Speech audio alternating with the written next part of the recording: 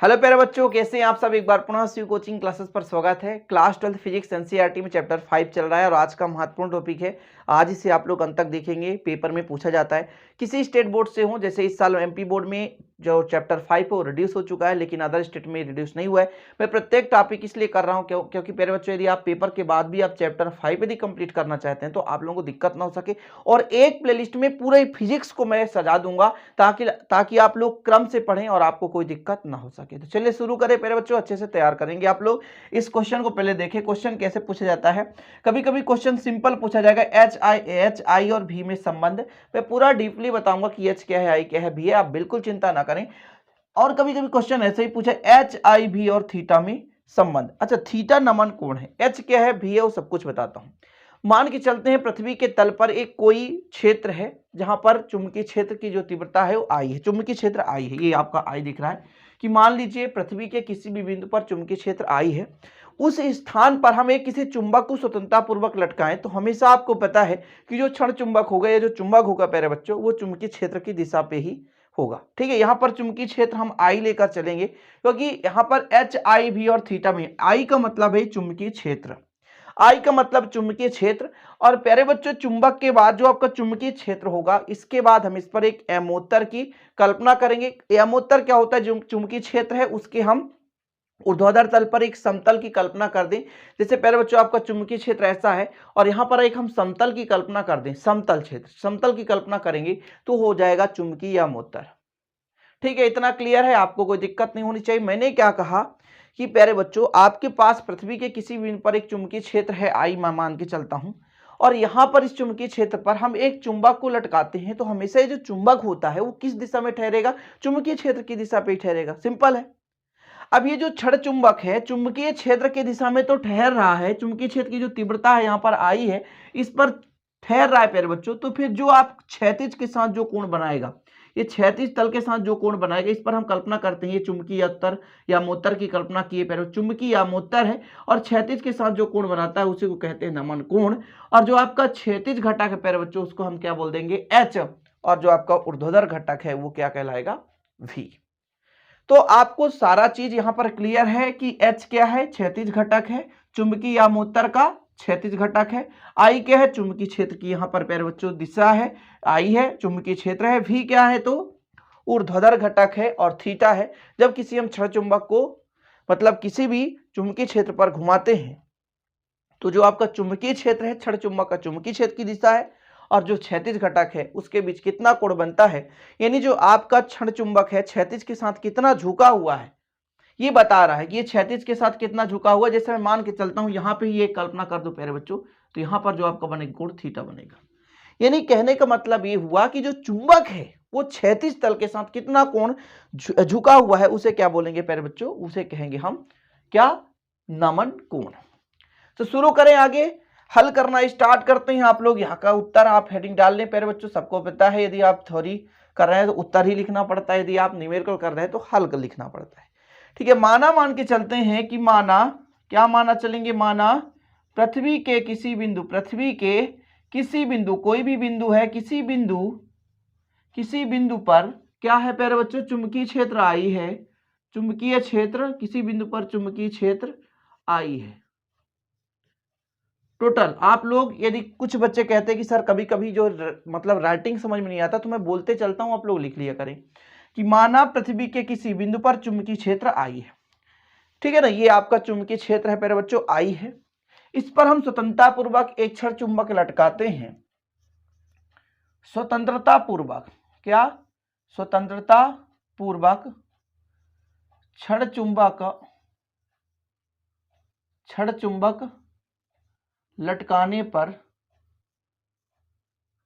पर कहां ठहरेगा, चुंबकीय क्षेत्र पर ही ठहरेगा। तो आप लोगों को लिखना है चुंबकीय क्षेत्र पर ठहरता है, चुंबकीय क्षेत्र पर ठहरता है। चीजें क्लियर है कि यदि हम किसी चुंबकीय क्षेत्र के तीव्रता आई के साथ हम यदि क्षण चुंबक को लटकाते चुंबकीय क्षेत्र में ठहरेगा, सिंपल है। तब ये जो क्षैतिज के साथ कितना कोण बनाएगा, थीटा कोण बनाएगा। तो यहां पर मैं आगे लिखूंगा प्यारे बच्चों कि क्षण चुंबक का, क्षण चुंबक का क्षैतिज के साथ बना नमन कोण कितना होगा मुझे नहीं पता। 40 भी हो सकता है, 45 भी हो सकता है, 90। अभी तो मैं डेरिवेशन कर रहा हूं, मुझे क्या पता, इसलिए हमने मानकर चला कोण थीटा है। एच क्या है आपका, एक चुंबकीय यामोत्तर चुंबकीय क्षेत्र के सापेक्ष चुंबकीय यामोत्तर चुंबकीय क्षेत्र के सापेक्ष चुंबकीय क्षेत्र के सापेक्ष चुंबकीय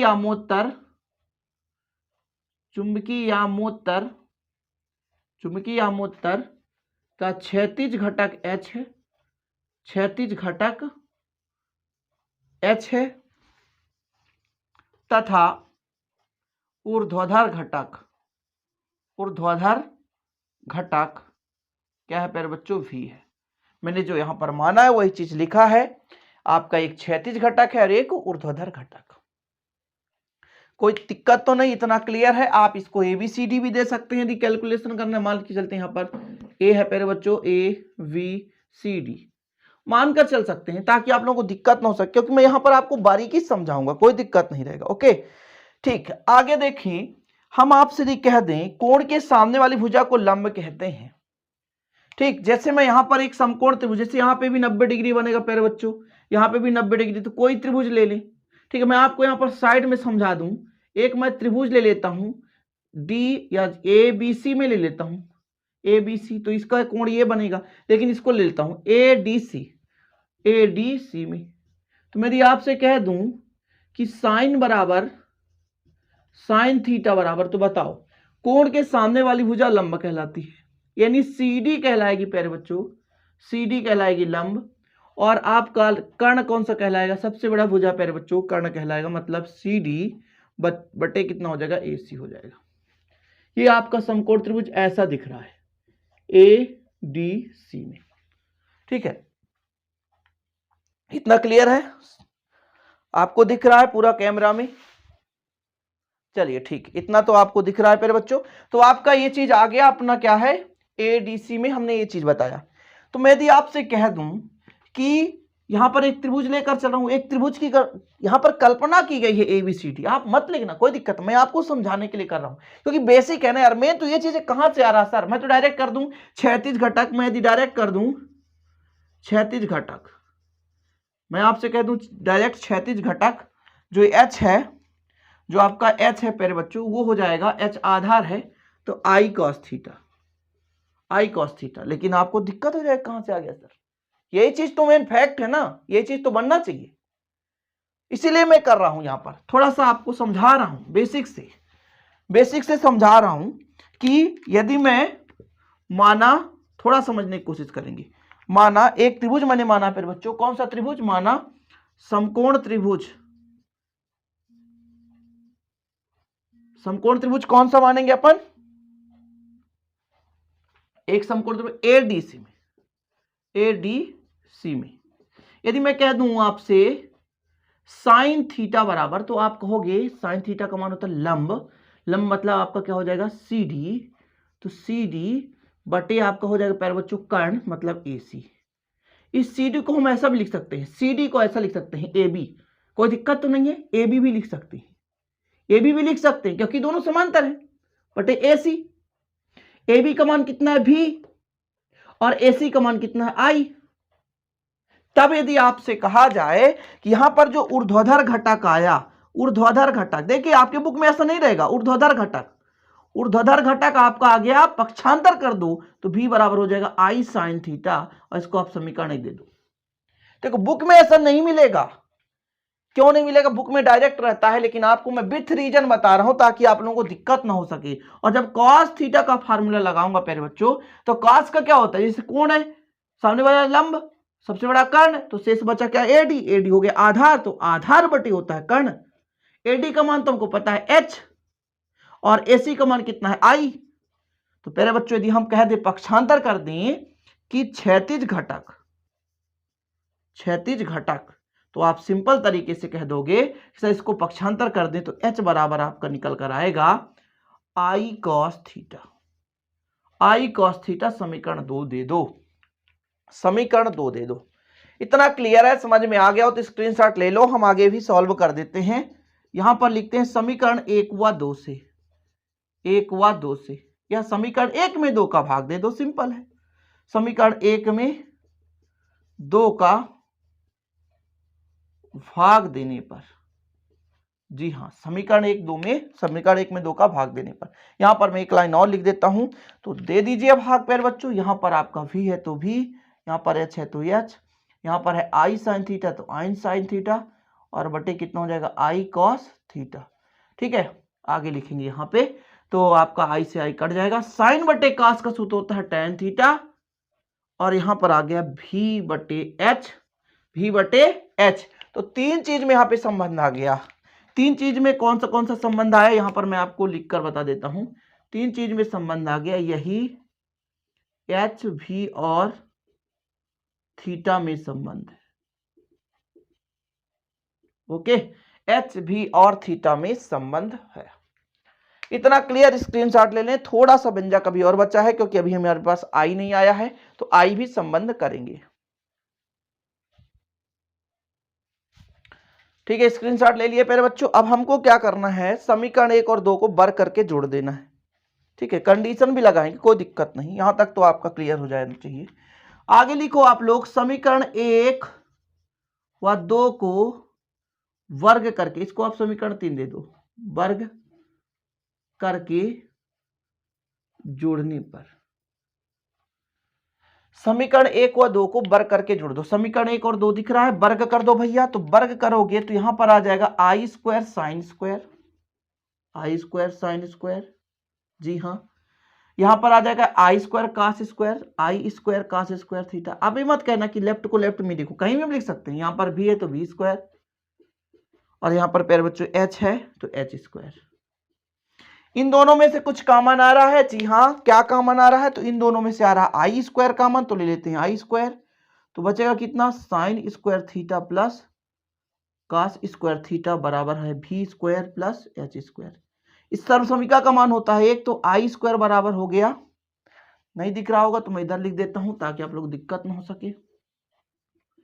आई स्क्वायर बराबर आका, यहां पर भैया 1 होगा तो इसका मान 1 तो रखेंगे नहीं, तो यहां पर हो गया भी स्क्वायर प्लस एच स्क्वायर।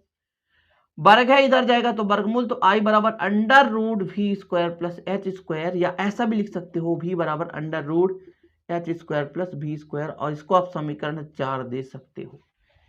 अब आपके पास यहां पर आई भी है, एच भी है और भी है, तो यहां पे आ चुका यही आई एच और भी में संबंध है, जी हाँ, आई एच भी में संबंध है। यहां पर थीटा भी एच में संबंध था। समीकरण 3 और 4 से पुष्टि हो जाता है आई एच भी और थीटा में संबंध है। क्लियर प्यारे बच्चों, स्क्रीनशॉट लेना तो ले सकते हैं। इसके बाद हम यहां पर कंडीशन लगा के, ताकि आप लोगों को दिक्कत ना हो सके, कंडीशन में भी आपको है ना कोई प्रॉब्लम ना हो सके।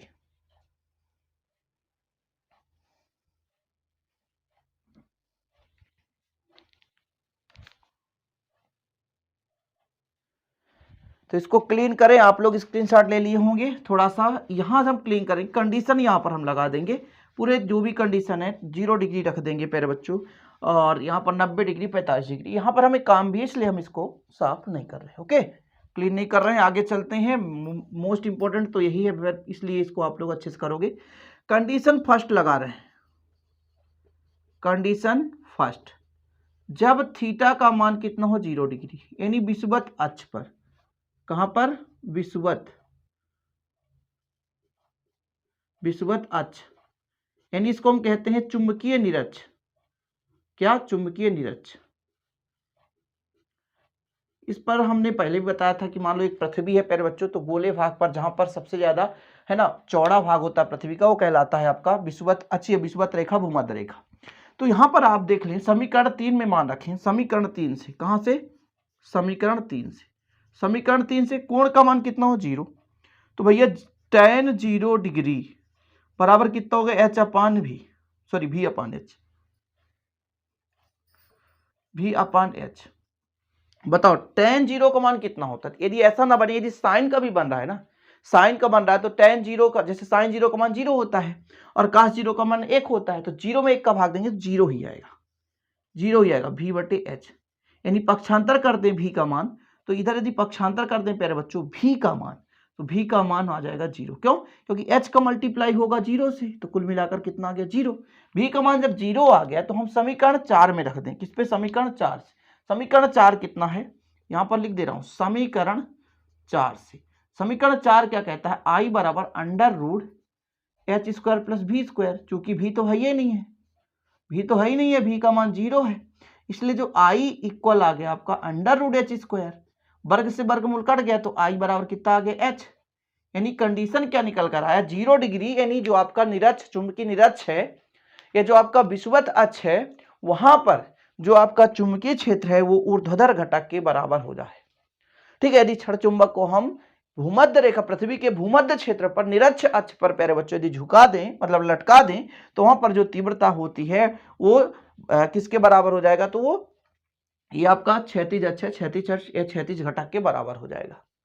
क्लियर है ना यहां तक आपको? तो इसका भी स्क्रीनशॉट ले लो, कोई दिक्कत नहीं।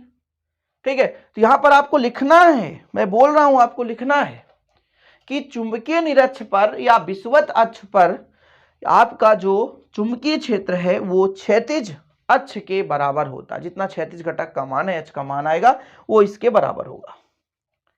ठीक है, क्षैतिज घटक के बराबर होता है। लिख लिए ना?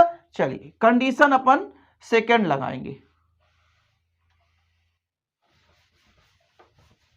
कंडीशन सेकंड आप लोग जो मैं बोल रहा हूं वो हिंदी जरूर लिखिए। Condition second 90 degree. 90 डिग्री मतलब ये पृथ्वी है उसके ध्रुव पर, ठीक है, लंबवत 90 डिग्री। तो 90 डिग्री यानी पृथ्वी के ध्रुवों की बात कर रहे हैं, पृथ्वी के ध्रुवों पर, पृथ्वी के ध्रुवों पर। तो कितना हो जाएगा? समीकरण 3 लेंगे प्यारे बच्चों, समीकरण 3 से। तो tan 90 बराबर कितना हो जाएगा? v/h। बताओ tan 90 का मान कितना होता है? अनंत। कितना होता है? अनंत। v/h। यहां पे सबसे बड़ा खेल है, यहां पे सबसे बड़ा खेल है। लोग यहां पर कंफ्यूज होते हैं और आप लोग भी यदि कंफ्यूज हैं, ये अनंत का चिन्ह है, अनंत को पक्षांतर करते हैं, h को इधर लाते हैं और अनंत को इधर ले जाते हैं, तो v/ अनंत हो जाता है। और किसी संख्या में चाहे चर हो अचर हो कुछ भी है, अनंत का भाग देंगे 0 आएगा। तो h का मान कितना आ गया? 0। अब यहां पर h 0 है, किस पे रख दें? समीकरण 4 पे। तो समीकरण 4 से, समीकरण 4 से i बराबर under root h square plus v square, h का मान खत्म 0 है, बराबर कितना आ गया? v। यानी i बराबर v आ गया। i बराबर v कहने का मतलब जो आपका चुंबकीय क्षेत्र है वो किसके बराबर होगा? वो आपके ऊर्ध्वाधर घटक के बराबर होगा। बट कब? जब आपका जो बिंदु है, जिस बिंदु पर आप स्वतंत्रता पूर्वक छड़ को लटका रहे हैं, वो बिंदु कहां पर है? चुंबक जो आपका है वो चुंबक है, कहां पर लटका रहे हैं? किस बिंदु पर लटका रहे हैं प्यारे बच्चों? तो आपका पृथ्वी है, पृथ्वी के ध्रुवों पर उस चुंबक को हम लटका रहे हैं। यानी कहने का मतलब जब चुंबकीय जो आपका क्षण चुंबक है या चुंबकीय बिंदु है प्यारे बच्चों, यदि वो पृथ्वी के ध्रुवों पर हो तो उसमें जो चुंबकीय क्षेत्र का मान है वो v के बराबर होता है। वो आपके किसके घटक के बराबर होता है? वो ऊर्ध्वाधर घटक के बराबर होता है। पूरा विधिवत एक एक लाइन एक एक शब्द क्यों कर रहा हूं? क्योंकि कई सारे बच्चे कहते हैं नोट्स बनाते, तो प्रॉपर तरीके से नोट्स बनाओ, जो मैं बोल रहा हूं लिखते चलो, बराबर अंक मिलेंगे। कंडीशन आपका सेकेंड भी कंप्लीट हो गया। अब हम कंडीशन थर्ड लगाएंगे। कंडीशन कौन सा लगाएंगे? थर्ड लगाएंगे प्यारे बच्चों, है ना। तो भैया यहां पर थर्ड में हम 45 डिग्री रखेंगे। 45 डिग्री पर यहां पर हम रख देंगे 45 और इसका मान होता है 1। तब अपना जो h या v का मान दोनों क्या हो जाएगा? बराबर हो जाएगा। h या v का मान कितना हो जाएगा? बराबर हो जाएगा। तो यहां पर प्यारे बच्चों चाहे हम h का मान निकालें चाहे v का मान निकालेंगे, कहने का मतलब एक चीज हमें यहाँ निष्कर्ष निकला, तो आगे लिखने की जरूरत ही नहीं है। यहाँ पर एक निष्कर्ष ये निकला कि जब 45 डिग्री का कोण बनाता हुआ रखा गया हो, यानी नमन कोण का मान 45 डिग्री हो प्यारे बच्चों, तब जो हमारा क्षैतिज घटक है और जो ऊर्ध्वाधर घटक है दोनों के दोनों बराबर होंगे। यदि क्वेश्चन ऑब्जेक्टिव टाइप में आ जाए कि किस कोण पर किस कोण पर क्षैतिज घटक और ऊर्ध्वाधर घटक का मान सेम होता है? तो आप लोग बता सकते हैं कि 45 डिग्री के कोण पर क्षैतिज घटक और ऊर्ध्वाधर घटक दोनों का मान बराबर होता है। तो आज का ये वीडियो हो जाता है कंप्लीट। उम्मीद करता हूं कि आज के इस वीडियो में आप लोगों ने बारीकी से इस क्वेश्चन को पूरा सॉल्व किया होगा। और वीडियो पसंद आए तो प्लीज लाइक कर दें, और आपको नोट्स यदि प्रॉपर इसका लेना है तो 968529 पर कांटेक्ट करें। आपको प्रॉपर रूप से नोट्स दिए जाएंगे। और इसी प्रकार की वीडियो पाने के लिए चैनल को सब्सक्राइब कर लें, साथ ही आप बेल आइकन प्रेस कर लें, दोस्तों के साथ शेयर करें। मिलते हैं अगले वीडियो के साथ, तब तक के लिए जय हिंद, वंदे मातरम।